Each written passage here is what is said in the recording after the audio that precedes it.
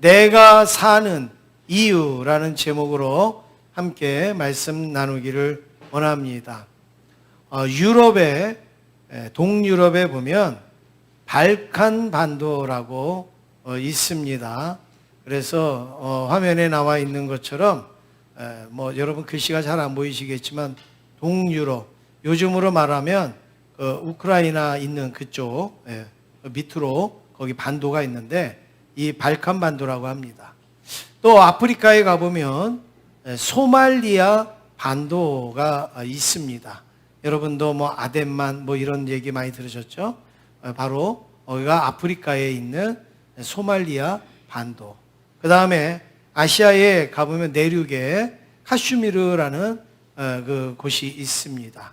중국과 인도와 파키스탄, 네팔 이런 나라들이 딱 몰려 있는 곳인데 바로 그 접경 지역을 카슈미르라 이렇게 말하는데, 여러분 제가 이렇게 말씀드린 이 세 지역이 공통점이 뭘까요? 세계의 화약고라 이렇게 알려지는 겁니다. 그러니까 저기는 요만큼만 불꽃만 튀어도요 전쟁이 팍팍 발생할 수 있는 그런 곳이라는 거예요. 저기만 조용하면 시끄러울 데가 없는데 아주 여기는 예민한 곳이다. 그리고 싸움이 아주 많이 일어나는 분쟁 지역이다 이렇게 알려지고 있는데, 그 중에서 또 하나가 있습니다. 한 군데 더 있는 것은 무엇이냐면 중동의 가자 지구입니다. 이 중동의 가자 지구 여러분 많이 들으셨죠? 지금 이렇게 줄로 돼 있는 데가 이스라엘 나라고, 그 이스라엘 나라 맨 끝에 지중해 해변 쪽으로 빨갛게 이렇게 돼 있는 데가 바로 가자 지구입니다. 가자 지구. 저희가 이제 해안가 쪽으로 쭉 돼 있는데 저 가자 지구가 팔레스타인들이 거기에 머무는 곳이 저 가자 지구인데 바로 저기도 화약고예요. 저기도 화약. 얼마 전 뉴스에도 서로 미사일 쏘고 하는 거 여러분 들으셨죠? 지금까지도 그런 상태에 있습니다. 제가 왜 이런 말씀을 드리는가? 바로 오늘 이 본문의 배경이 저기에 가자 지구예요. 오늘 본문의 배경이 바로 저곳에서 일어나는 장면, 수천 년 전의 내용이지만 오늘날에도 동일한 모습으로 살고 있는 그 모습을 보여주고 있습니다. 첫 번째로 이스라엘과 블레셋의 악연을 우리가 살펴볼 수 있습니다. 이들은 악연이에요, 악연. 수천 년 동안 서로 싸우고 미워하고 그리고 침공하고 방어하고 이렇게 하는 게 악연인데, 성경에 블레셋이 언제 나오는가 하면 아브라함이 이제 우물을 파고 이제 이렇게 번성할 때에 블레셋이 와서 그걸 빼앗습니다. 그래서 그거 가지고 다투게 되죠. 또 아브라함의 아들 이삭이 가는 곳마다 우물을 파는데 그 우물을 블레셋 사람들이 빼앗습니다. 그리고 그렇게 바로 그런 이제 관계가 형성이 되어졌는데, 블레셋이 아주 치명적으로 이스라엘 백성들에게 당한 적이 있어요.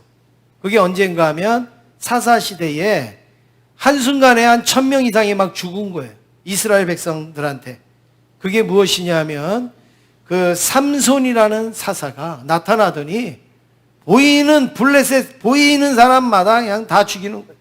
심지어는 마지막에 신전에 이렇게 묶여가지고 이제 조롱을 당하면서 죽게 되지 않습니까? 그런데 이 삼손이 하나님 앞에 하나님 나에게 힘을 다시 허락해 달라고, 그리고 마지막에 내가 사명을 감당해 달라고 그래서 그 힘으로 그 기둥을 끌어당기니까 그 신전의 기둥이 무너지니까 어떻게 됩니까? 그 안에 있던 수많은 블레셋 사람들, 조롱하고 비웃고 놀리고 하던 그 블레셋 사람들이 거기에 다 깔려서 죽는 그런 장면이 나옵니다. 그래서 이 블레셋 사람들의 마음속에는 이 이스라엘 백성들을 좋게 볼 수가 없는 거죠. 어떻게 해서든지 쫓아내야 되고 밀어내야 되는 그러한 사람들입니다. 그런데 삼손이 그 블레셋 사람들을 한순간에 무너뜨린 그곳이 어디냐면 성경에 가사라 이렇게 나옵니다. 가사. 이 가사가 오늘 우리가 말하고 있는 그 가자의 그 옛말이에요. 그래서 그때의 블레셋이 머물던 가사, 지금도 블레셋 사람들이 거기 사는 거예요. 물론 지금은 팔레스타인 이렇게 이야기를 하는데 그 히브리어 블레셋의 그 영어식 발음이 팔레스타인이에요. 그래서 성경 뉴스에 팔레스타인 이러면 우리는 블레셋 이렇게 들으시면 되는데, 그 블레셋 사람들이 이스라엘이 가나안을 정복하고 지낼 때에 해변가, 지금 있는 그 가자 지구 그 해변가 쪽으로 다니면서 이제 약탈도 하고 그리고 침농도 하고 농사 지으면 그거 다 뺏어가고 하는 그러한 삶을 살았어요. 그런데 지금은 이스라엘이 어떻게 했느냐, 이 블레셋 사람들을요 딱 거기다가 이렇게 가자 지구에다 딱 몰아놓고 당신들은 이 안에서만 살아, 자유 줄 테니까 여기서 마음대로 여기서 살아. 그 대신 나오지는 마. 나오려면 허락받고 나와야 되고 또 들어갈 때 다시 허락받고 들어가야 돼. 그래서 그런 조건을 합의해가지고 가자지구라는 곳으로 사는데, 저도 한 20년 전에 가보니까 거기에요 한 뭐 5m나 10m나 모르겠어요, 높이는 모르는데 하여튼 사람이 넘어갈 수 없는 엄청난 높은 그 담을 가자지구에 뺑 돌라서 이렇게 콘크리트 벽을 쳤습니다. 그리고 중간중간에 이렇게 문 같은 게 있어서 거기서 경비원들이 뭐 들어가고 나가는 사람들을 이렇게 확인하고 검열하고 그렇게 합니다. 그런데 여러분, 이 팔레스타인들은 이스라엘 백성들하고는 이 경쟁이 안 됩니다. 싸움의 대상이 안 됩니다. 그건 제가 이따가 나중에 말씀을 드리겠는데, 그럼에도 불구하고 계속 이스라엘과 팔레스타인은 악연으로 그렇게 만나서 지금까지도 지내고 있다. 이거를 말씀드릴 수 있는데, 바로 이 팔레스타인인들의 그 이 악연이 왜 생겼는가? 이스라엘 백성들의 불순종으로 생긴 거예요. 이스라엘 백성들이 하나님 앞에 불순종함으로 이들하고 평생을 같이 살아야 되는 관계가 생긴 거예요. 그게 무슨 말씀인가 하면 사사기 2장 3절 말씀을 한번 같이 읽겠습니다. 화면에 있습니다. 시작.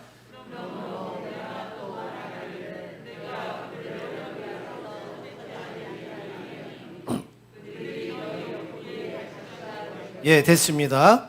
여기에 보니까 가나안을 이스라엘 백성들이 정복할 때에 거기에 여러 족속들이 있었어요.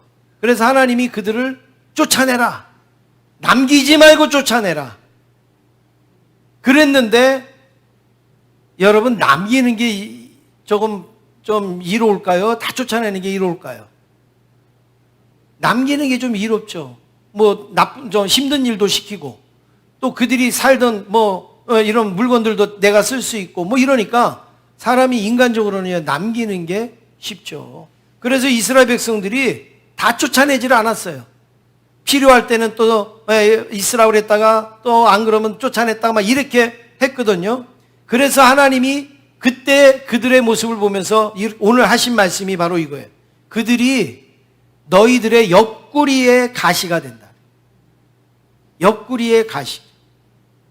옆구리에 가시가 있다고 우리가 생활을 못하는 거 아니에요. 다 할 수 있어요. 일도 하고 뭐도 하고 다 할 수 있어요. 그런데 뭐예요? 따끔따끔해요. 무슨 뭐 중요한 일을 하려면 옆구리가 쿡 찔려요. 그러면 따가워요. 아주 불편해요. 힘들어요. 그렇게 블레셋이 바로 그런 존재가 된다. 완전히 쫓아냈으면 상관없는데 쫓아내지 않았기 때문에, 너희들이 붙들고 있었기 때문에 그 블레셋 사람들이 옆구리에 가시가 돼서 쿡쿡 찔른다. 여러분, 우리의 삶 속에서도 비슷한 게 있습니다.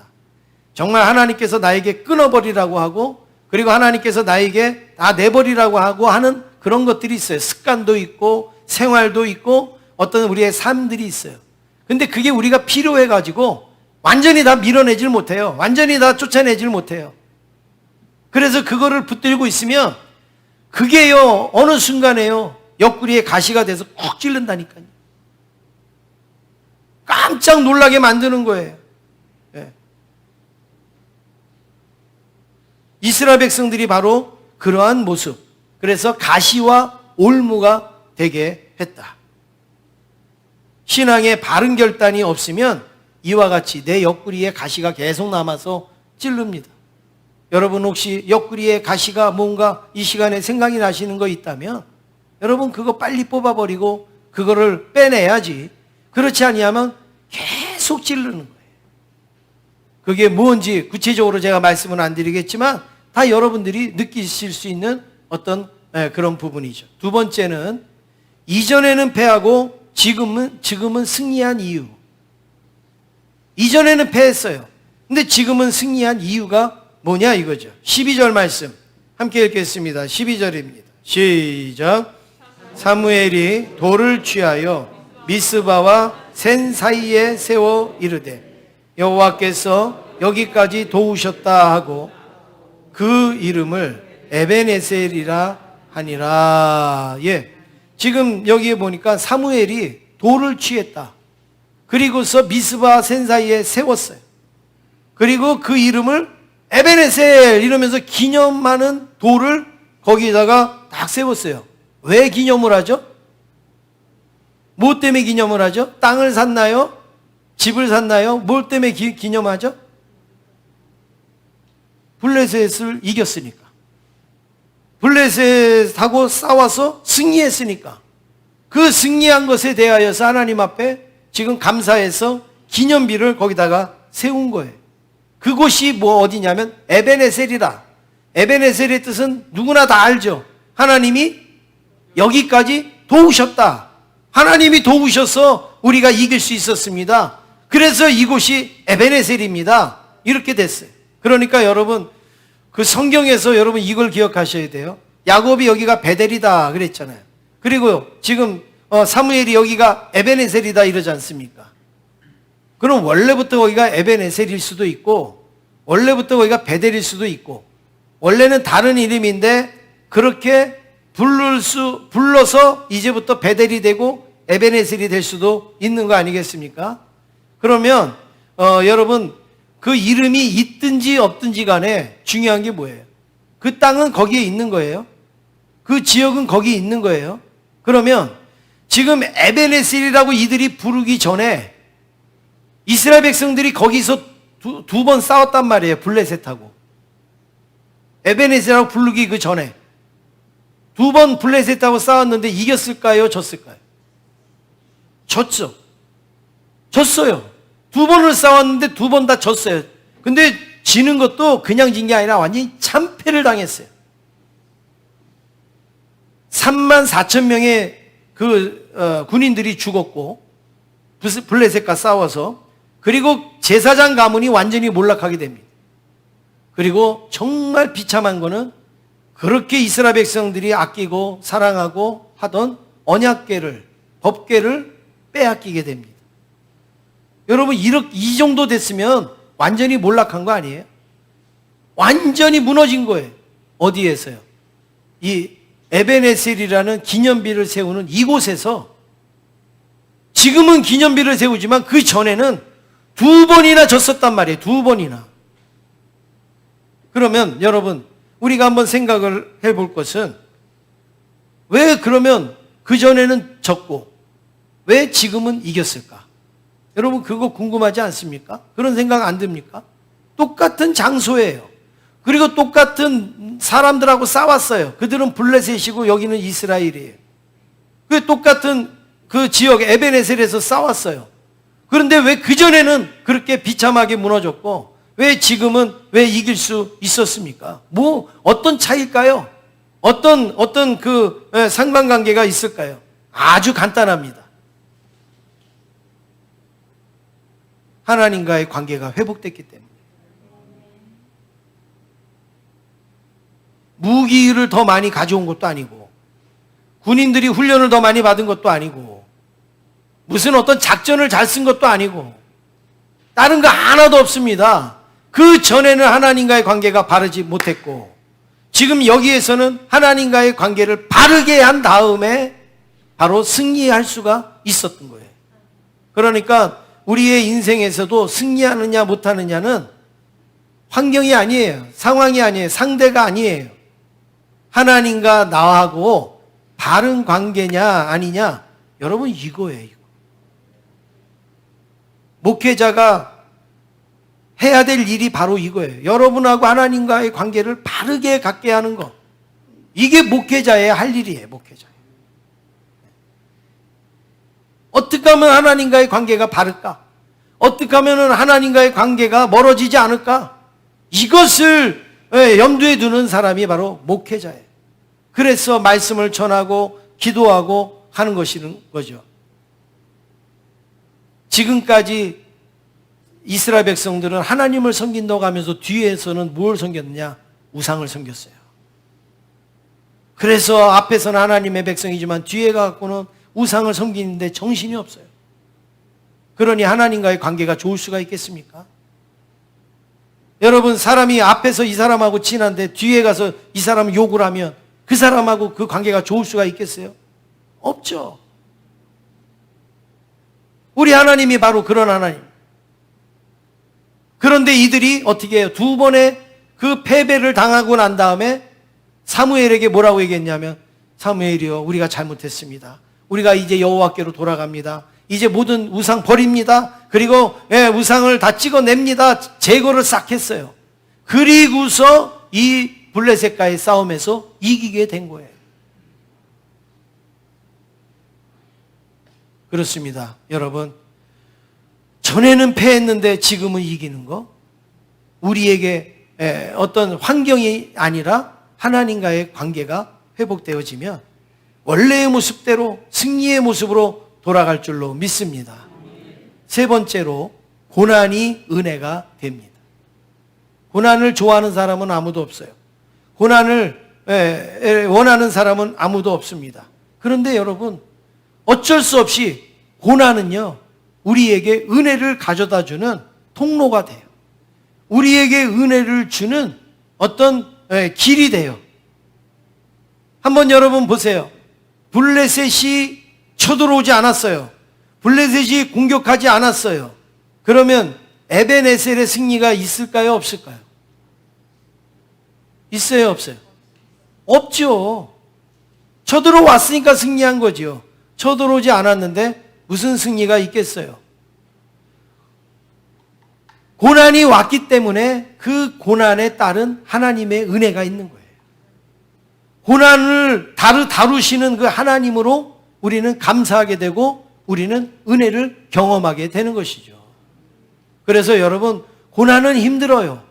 고난은 어려워요. 육체의 고난이든 물질의 고난이든 사람의 고난이든 고난은 힘들고 어려워요. 그렇지만 고난은요, 쓸모없는 게 아니에요. 고난은 우리에게 축복을 가져다 주는 좋은 계기가 된다라는 사실을 기억하시길 바랍니다. 성경에 예를 들면 무지무지 많이 들 수 있죠. 그 요셉이 억울한 누명을 쓰고 감옥에 들어가는 고난을 겪었을 때 그 고난에서 왕의 꿈을 해석할 수 있는 기회가 주어져서 그 꿈을 해석함으로 이 요셉은 총리가 되지 않습니까? 다니엘도 신앙을 지키는 가운데에 사자굴에 던졌기 때문에 그 왕과 백성들에게 하나님을 알리는 그런 기회가 되지 않습니까? 무조건 여러분, 나에게 고난이 있다고 그거 힘들어만 하지 마세요. 그거 속상해만 하지 마세요. 그거 억울하게만 생각하지 마세요. 고난이 나에게 엄청난 축복을 가져다 주는 통로요, 그리고 계기라는 사실을 기억하시길 바랍니다. 시편 119편 71절에 바로 이렇게 말씀합니다. 같이 읽겠습니다. 고난 당한 것이 내게 유익이라. 이로 말미암아 내가 주의 율례들을 배우게 되었나이다. 예. 고난 당한 것이 내게 뭐라고요? 유익이다. 고난 안 당하고도 유익되면 좋은 거예요. 그런데 혹시 고난을 당했을지라도 그 고난은 그냥 가는 게 없고 나에게 분명히 유익을 주고 간다라는 사실. 여러분, 이걸 믿으면요, 고난 중에서도 소망할 수가 있고 고난 중에서도 우리가 감사할 수가 있는 거 아니겠습니까? 그래서 믿음의 현장이 때로는 고난의 현장이 될 수가 있어요. 나는 왜 믿음으로 사는데 왜 내 현장은 고난이야? 그런데 조금만 지나면 그 고난의 현장이 은혜의 현장으로 바뀌어버린다는 거죠. 놀라운 축복이 임하게 될 줄로 믿습니다. 네 번째로 기념비를 세우는 축복입니다. 우리는 감사한 일이 있으면 어떻게 합니까? 감사 표현을 하죠. 고맙다고 그러죠. 그리고 우리가 신앙적으로 감사하면 여러분 어떻게 합니까? 하나님 앞에 감사헌금도 드리고, 그리고 이게 감사합니다는 또 예물도 드리고 또 이렇게 하지 않습니까? 그런데 대부분의 성도가 그렇게 해요. 대부분의 성도가 감사한 일이 있으니까 하나님 앞에 감사하는 거예요. 그리고서 그 감사함으로 끝나는 거예요. 그런데 성경을 보면 여러분 그렇지 않습니다. 하나님은 감사로 끝내시지 않고 감사할 때 축복으로 더 부어주십니다. 엄청나게 다른 거예요. 야, 내가 이렇게 그래도 말씀대로 살다가 보니까 하나님이 이렇게 나에게 많이 축복을 해주셨네. 아, 감사하다. 우리는 이렇게 끝난단 말이에요.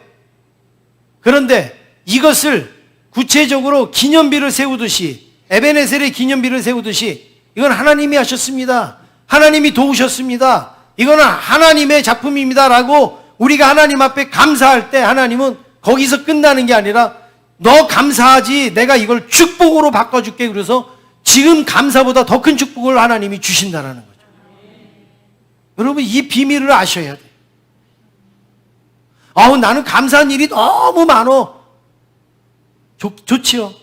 근데 그것뿐이에요. 그런데 감사해서 내가 하나님 앞에 감사했더니 하나님께서는 나에게 축복을 주셨다. 이 고백이 있어야 되는 거 아니겠습니까?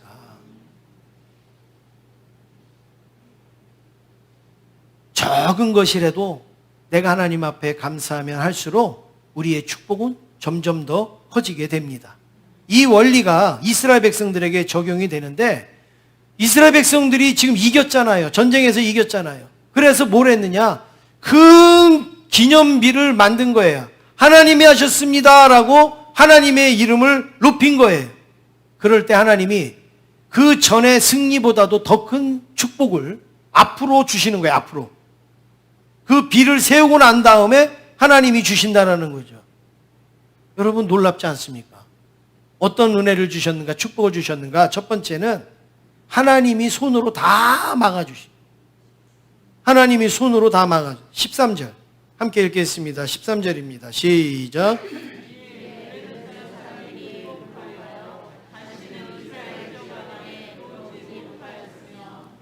여호와의 손이 이스라엘 사는 날 동안에 블레셋 사람을 막으심에. 네, 여러분 보세요. 블레셋 사람들이 수시로 쳐들어와요.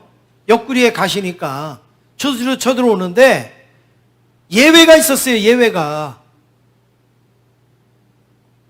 그 에베네셀의 기념비를 세우고 난 다음부터는 하나님이 여호와의 손이 막았다 그래요. 여호와의 손이 막으셨다. 여러분 지금 태풍이 막 북상을 해서 지금 막 올라오는데 큰 피해가 없으면 좋겠는데, 제 마음은 이런 마음이 있어요. 태풍이 지나가가지고 피해가 없으면 좋겠다라는 마음도 있지만, 또 하나 마음은 태풍이 오다가 어디론가 확 다른 데로 가면 좋겠어요. 예, 그냥 제 마음은 그래요. 오다가 그냥 길을 잃어버리면 좋겠어요. 예, 그래서 딴 데로 확 새면은 좋겠어요. 여러분은 태풍이 와서 지나갔는데 피해가 없는 게 좋겠어요? 아예 오지 않는 게 좋겠어요? 그거예요. 이 블레셋 사람들이 쳐들어와서 이기게 하는 것도 좋지만 아예 하나님은 블레셋을 막으셨다 그랬어요. 들어오지 못하도록 막으셨다. 싸울 일도 없는 거예요. 막았다.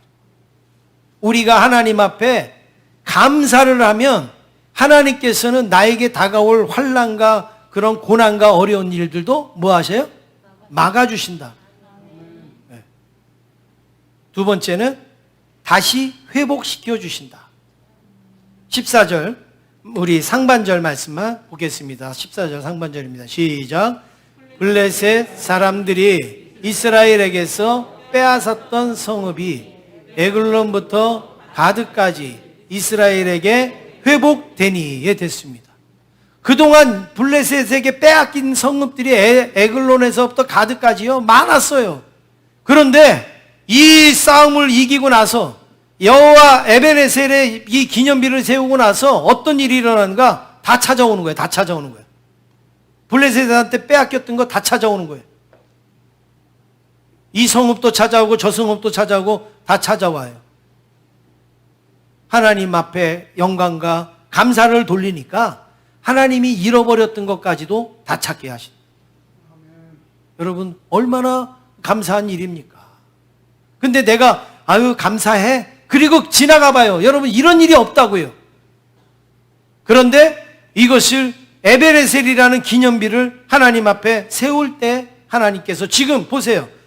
에베레셀의 이 기념비는 몇 절에 세워요? 12절에 세워요. 그리고 지금 우리가 말하는 건 13절, 14절, 15절 이렇게 나가잖아요. 그러니까 기념비를 세운 다음에 하나님이 하시는 일을 우리가 보고 있지 않습니까? 우리가 적은 것에 감사하고 하나님 앞에 영광 돌리면 하나님께서 막아주시기도 하시고 잃어버렸던 걸 다시 회복시켜 주시고 찾게 하실 줄로 믿습니다. 세 번째로 평안을 주십니다. 평안이 찾아옵니다. 14절 하반절 우리 같이 읽겠습니다. 14절 하반절입니다. 시작. 또 이스라엘과 아모리 사람 사이에 평화가 있었더라. 예. 이스라엘과 아모리 사람 사이에 평화가 있었다. 평화했다. 근데 여러분, 요 말씀을 읽으면서 한번 띄워주세요. 뭔가가 조금 뭔가가 이상한 부분은 없습니까? 뭐가 이상한가요? 조금 크게 하셔야 제가 들려요. 아모리 사람이 뭐가 이상해요? 지금 여태까지 싸우는 건 누구랑 싸웠어요? 블레셋하고 싸웠어요. 그런데 지금 누구하고 평화가 있다고요? 아모리 사람하고 평화가 있다. 다 이상하잖아요, 지금. 네. 아니, 내가 지금 이 사람하고 싸우고 있는데 이 사람하고 평화 있다 이렇게 말을 해야지 정상인데 이 사람하고 평화하다 이렇게 지금 얘기가 되잖아요. 그러니까 이게 뭔가가 이상한 것 같아요. 근데 하나도 이상할 게 없습니다. 무슨 말씀인가 하면 지금까지 계속 블레셋과의 싸움이었어요. 근데 이겼어요. 그래서 에베네셀이라는 기념비를 딱 세웠어요. 그 다음부터 하나님이 도로 찾게도 하시고 막아도 주시고 그러면서 평안을 주셨는데 아모리 사람하고 평화했다 그랬잖아요.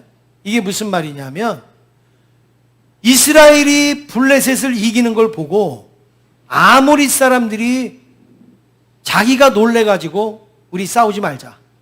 우리 화평하자. 집에서도 큰 아이들이 잘못하면 큰 아이를 막 혼내면은 그 둘째는 어떻게 해요? 알아서 잘못했다고 그러죠? 알아서 무릎 꿇죠? 예. 마찬가지예요. 지금 블레셋이 혼이 나니까 아모리 사람들이 야, 우리도 싸우면 블레셋도 안 되는데 우리는 더 안 되겠지. 그러니까 사이좋게 지내는 게 유익이다.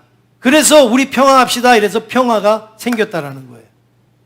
저는 이 말씀을 읽으면서 얼마나 은혜를 받았는지 몰라요. 여러분, 우리는 어떤 문제가 있으면 놓고 기도하잖아요. 하나님, 나 이 문제 해결해 주세요. 나 이거 구합니다. 찾게 해주세요. 얻게 해주세요. 열어주세요. 우리 기도하잖아요. 근데 지금 이 말씀은 뭐냐면 내 문제가 아닌 것도 하나님은 해결해 주신다는 거예요.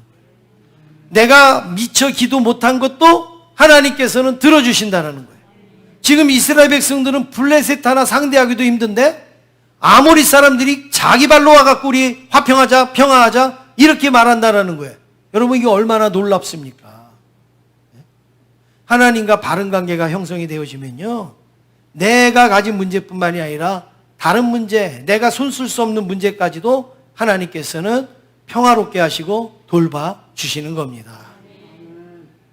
다섯 번째, 사무엘이 사는 날 동안입니다. 13절부터 15절까지 말씀을 여러분 눈으로 한번 보세요. 금방 보실 수 있어요. 그러면 거기에 그 눈에 띄는 단어가 있습니다. 반복적으로 나오는 단어가 있습니다. 뭐죠? 어떤 단어가 나오는가요? 사무엘이 사는 날 동안에 이렇게 나오잖아요. 사무엘이 사는 날 동안에 이게 반복적으로 13절에도 나오고 15절에도 나오고 있습니다.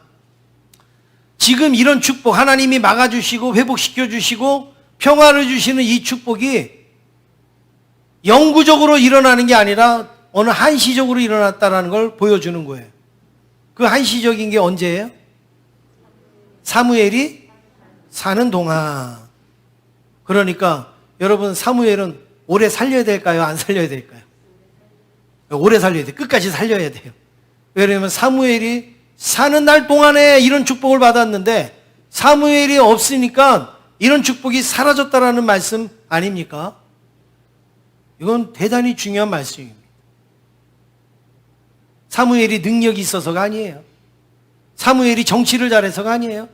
사무엘이 뭐 힘이 있어서가 아니에요. 그냥 사무엘이 다스리는 그 동안에 하나님께서 그렇게 하셨다는 거예요. 누구 보고요? 사무엘 보고. 사무엘 보고 이 나라를 그렇게 하나님이 해주셨다. 그 정도로 사무엘은 영향력 있는 사람이었음을 말하고 있습니다. 왜 그런가? 사무엘이 어떤 사람이기에 영향력이 있는가? 오늘 말씀에서 두 가지를 살펴볼 수 있습니다. 수많은 게 있겠지만 두 가지를 볼 수 있어요. 여러분 신앙은요 쭉 올라가면요 똑같아요. 끝에 가서는 신앙이 마지막에 올라가면요 다를 게 없어요. 똑같아요. 오늘 사무엘이 왜 이렇게 영향력 있는 사람이 되는가? 첫 번째는요 기도의 사람이기 때문에. 사무엘 하면 기도예요. 8절 말씀 우리 같이 읽겠습니다. 8절입니다. 시작. 이스라엘 자손이 사무엘에게 이르되 당신은 우리를 위하여 우리의 하나님 여호와께 쉬지 말고 부르짖어. 됐습니다. 지금 백성들이요 이 사무엘에게 뭐라고 부탁하느냐면 당신은 다른 거 하지 마세요. 땅도 파지 말고 뭐 밭도 매지 말고 뭐 하지도 말고 우리가 일할 때 땀 흘려도 도와주지도 말고 당신은 무슨 일만 하라고요? 기도만 하세요. 하나님 앞에. 그러면 하나님이 당신의 기도를 듣고 우리에게 은혜를 주실 겁니다. 여러분 왜 그러겠어요? 왜 사무엘에게 이렇게 얘기하겠어요? 돈 없는 사람한테 돈을 여러분 꿉니까? 안 꾸죠? 힘 없는 사람한테 무거운 거 들어달라고 그럽니까? 안 그러죠? 그러면 사무엘에게 기도해달라 이렇게 얘기한 건 뭐예요? 이미 사무엘이 기도하는 사람이니까 기도해달라고 하는 거죠. 돈 없는 사람한테 나 돈 좀 꿔줘 돈 좀 꿔줘. 여러분 그런 사람이 어디 있어요?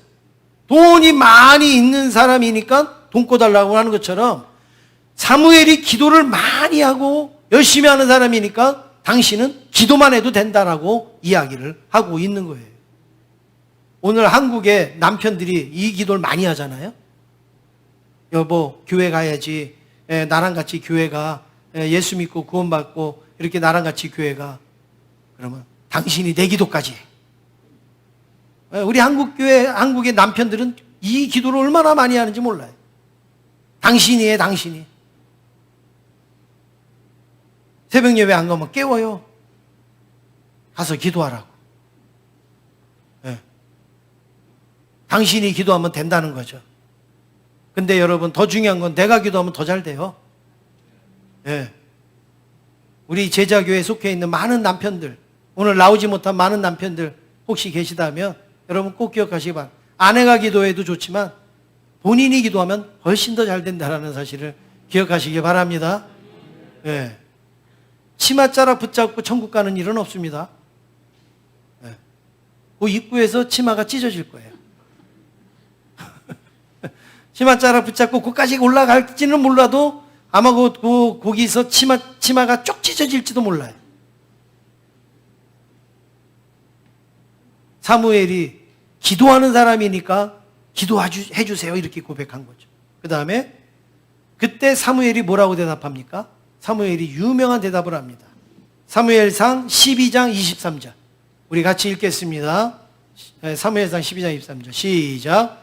나는 너희를 위하여 기도하기를 쉬는 죄를 여호와 앞에 결단코 범하지 아니하고 선하고 의로운 길을 너희에게 가르칠 것인지. 사무엘이 뭐라고 대답합니까?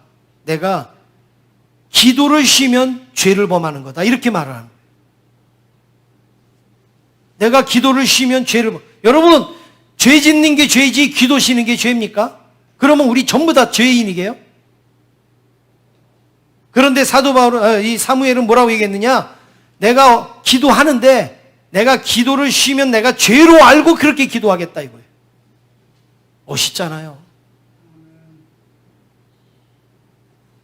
두 번째로 사무엘은 어떤 사람이냐?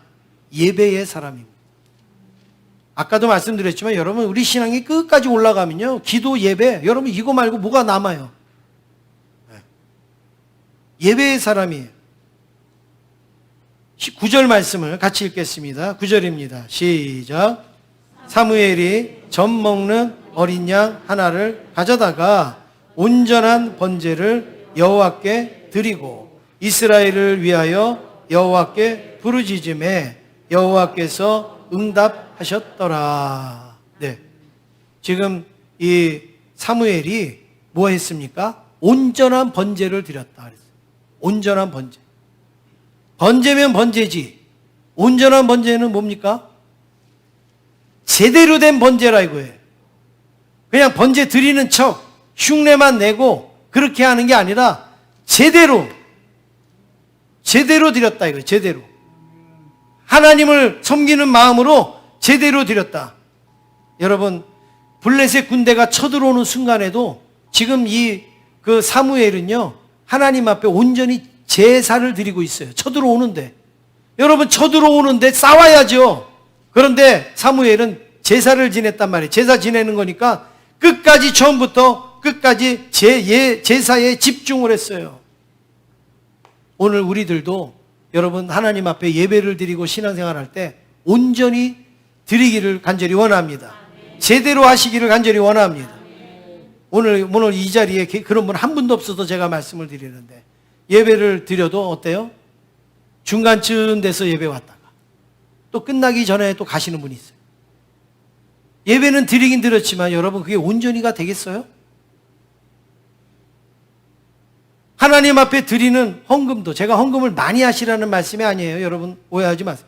하나님 앞에 드리는 헌금도 11조면 11조, 감사헌금이면 감사헌금, 주일헌금이면 주일헌금 이렇게 드려야 되잖아요.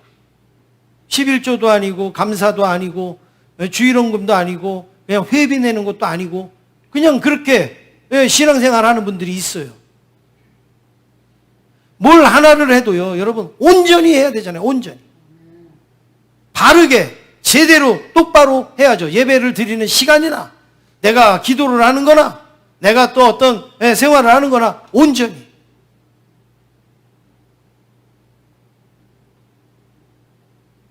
여러분 아까 제가 말씀드리려다가 말았는데요.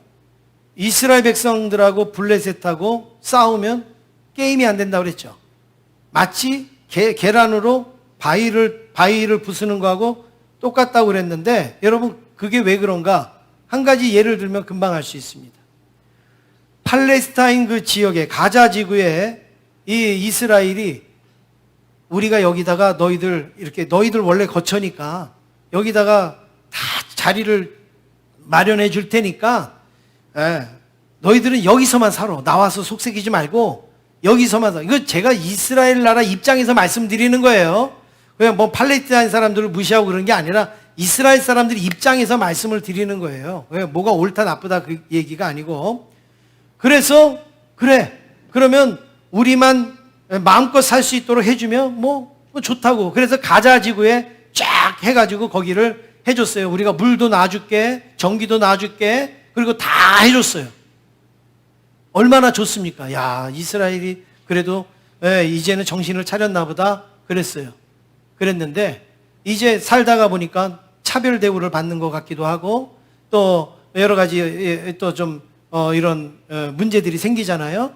그러니까 이 팔레스타인 사람들이 막 데모를 하잖아요. 데모를 하고 또 심지어는 막 미사일도 쏘고 막 이렇게 하지 않습니까?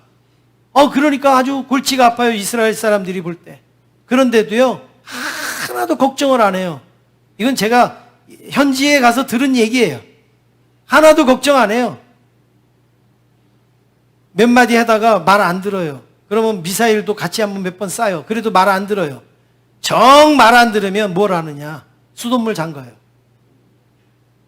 정 말 안 들으면 전기 꺼요.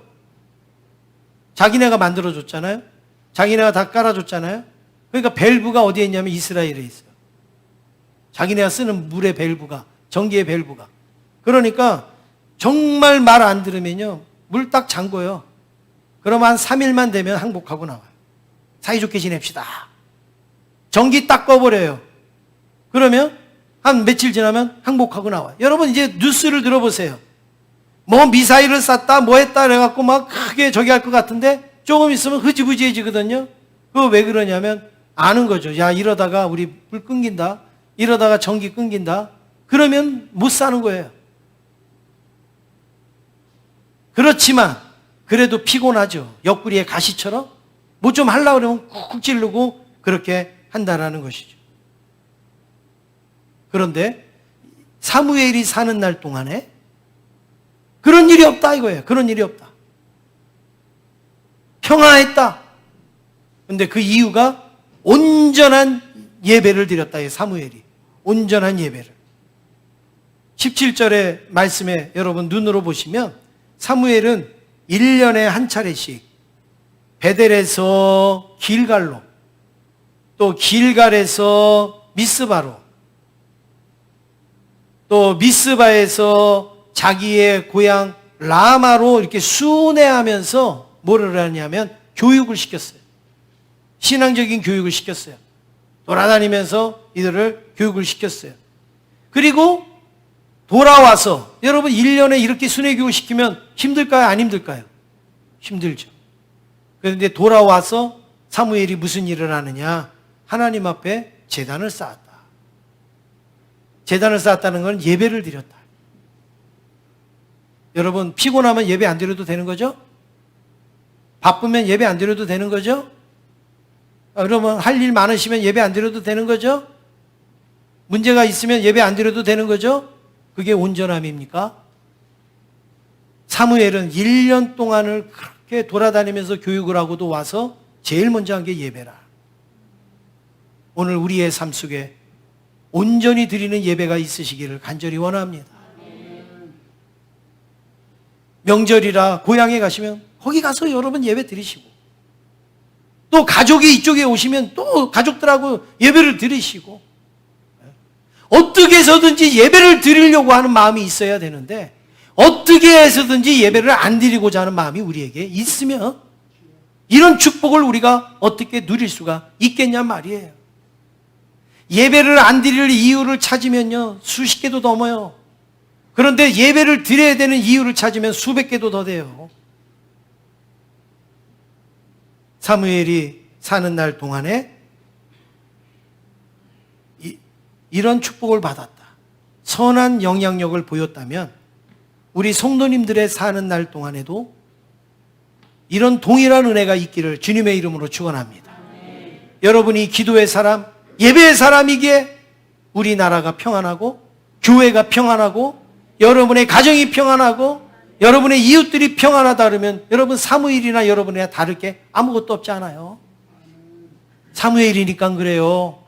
나는 그 발뒤꿈치도 못 따라가요. 여러분 안 그래요. 우리도 사무엘처럼 기도의 사람, 예배의 사람 되면 사무엘과 같은 영향력을 발휘할 수가 있는 거예요. 사랑하는 성도 여러분, 성도님들이 사는 이유가 무엇입니까?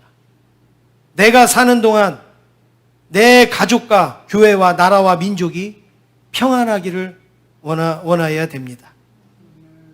그러기 위해서는 지금부터라도 시간 놓고 기도하시고 그리고 예배를 생명처럼 귀하게 여기시고 에베레셀의 기념비를 세우는 저와 여러분 되시기를 주님의 이름으로 축원합니다.